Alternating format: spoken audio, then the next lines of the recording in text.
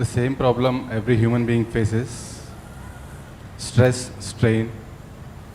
Why, why? Why are you making it universal?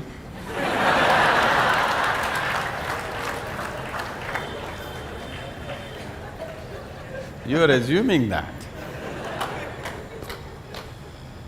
Okay, you are stressed and strained and what? And one more point: Tortured. getting married and traveling in the path of yoga to reach to the destination, and not getting married, going on the path of the yoga. Which one is the best way?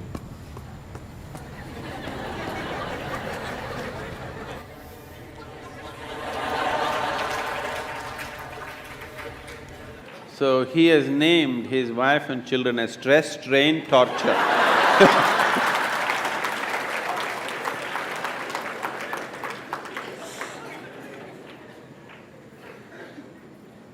Wife and two children, stress, strain and torture, how's that? I don't want you to travel in the path of yoga.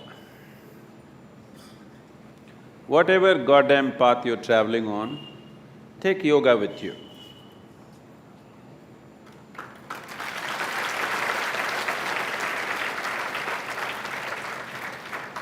It will make the path easy and beautiful. Whether you go north or south, if it is dark, you take a torch, isn't it? Only northward people take torch, southern people take darkness with you. Is there such a thing? No. So, you getting married is because of your needs. You were not born with your wife, were you? You were born like this, a complete human being. Because you have certain needs, physical, psychological, emotional, maybe financial, social, that also is there, right? So, various needs. Marriage is generally supposed to be a package which deals with all these needs. Physical needs, psychological needs, emotional needs, social needs, sometimes financial needs also. So it is a comprehensive package that if you get married, all these problems are solved in one shot. Sometimes they may refuse to fulfill some of your needs. So you get stressed, strained and tortured. I want you to understand, you married for your well-being, not as some sacrifice for somebody's sake. You married for your needs and your well-being, isn't it? You better remember that all your life. You married and tied up the other person with you because you have needs.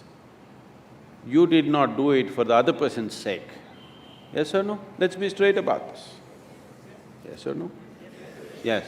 You remember this?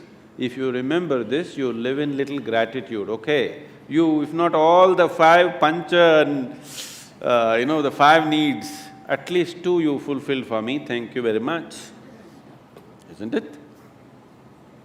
All the five perfectly, maybe they did not fulfill, at least two or three they fulfilled, right?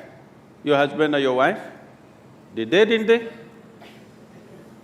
If they did not fulfill anything, I don't think you would be there by now. Yes or no?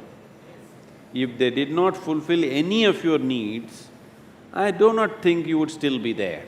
They are fulfilling some needs, a few things maybe they are not able to fulfill. So are you. You are also not able to fulfill every one of the needs of the other person. Some you're fulfilling, some you're not, isn't it so? So, why did this become stress, strain and torture?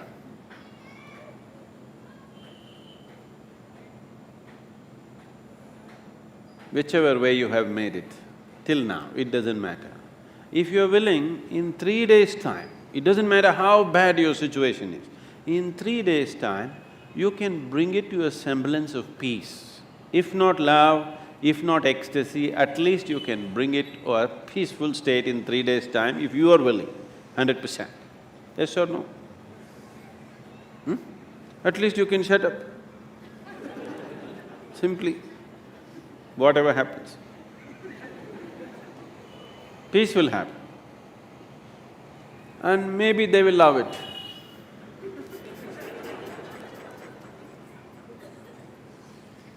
So, don't walk the path of yoga, whatever the path, you must carry yoga with you.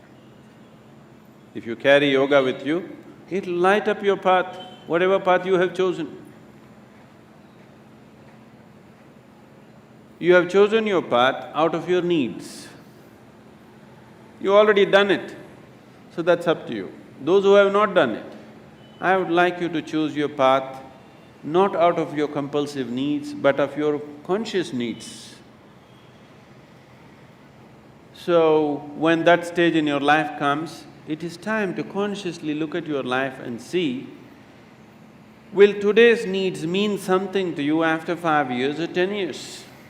Will it be worthwhile to tie up your life for the simple needs that you have today, or are these just passing needs for you? It's a very strong need, you must marry. If it is not a strong need, it's a passing need. You can work out your needs probably by just going to a cinema, then no need to get married, you know. Yes, many people are like this, their needs are not very strong, it's just passing. But social structure tells them you have to. Not necessary. It must be a conscious choice. Whichever way you go, it must be your conscious choice, not compulsive choices. Because if you choose compulsively, you will always take it out on the people around you. Because you feel like a slave and you don't like it, so you take it out on them and they will take it out on you. So, it is not about what you're doing, it is about how you do it. What you're doing is according to our requirements, but how you do it will determine the nature of your life. Is it an advantage to walk single rather than walk with people? Yes, if you want to walk rapidly. In Africa there is a saying, they say, if you want to walk quick, walk alone. If you want to walk long, walk in company. If you're making a long distance journey, it's better to have company. If you are walking a short distance and very quick you want to walk, it's best to go alone, isn't it? Gautama said another thing.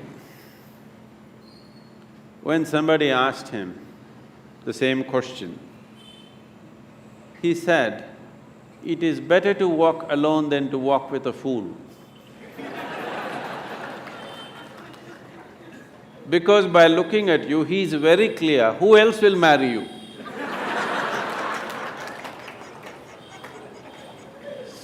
So that is Gautama's way of working. So he said, he's always discouraging people to take company. He said, this life is a brief walk, why do you need company? When you leave this body, it's a long place, there I will be there. This is the offer.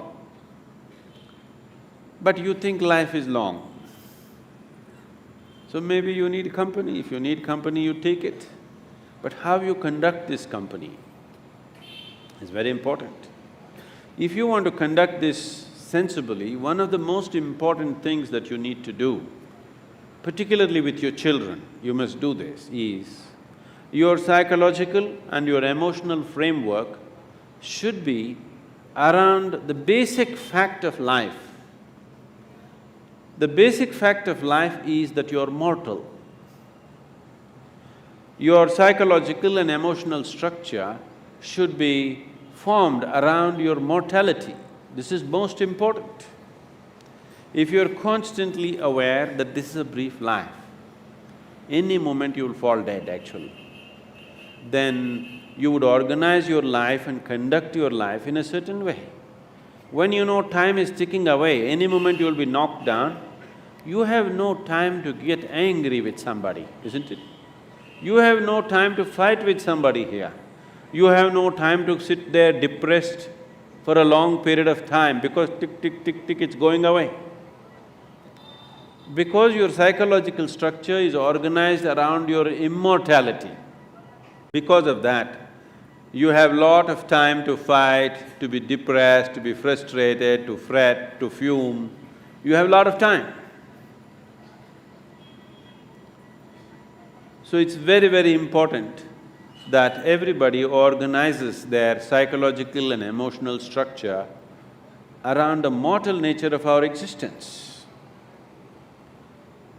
After all, you are just a baton carrier between the last generation and the next generation, isn't it?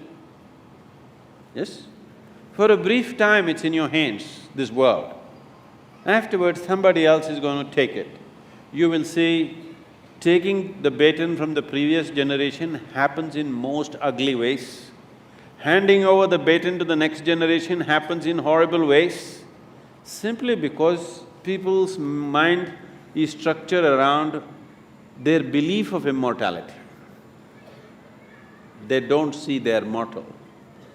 If you're constantly aware that you're mortal, sense will naturally dawn upon you. You will have no time for foolishness. Suppose you're aware that tomorrow you're going to die, would you spend today fighting with somebody? Because your time is ticking, isn't it? And your time is ticking even now.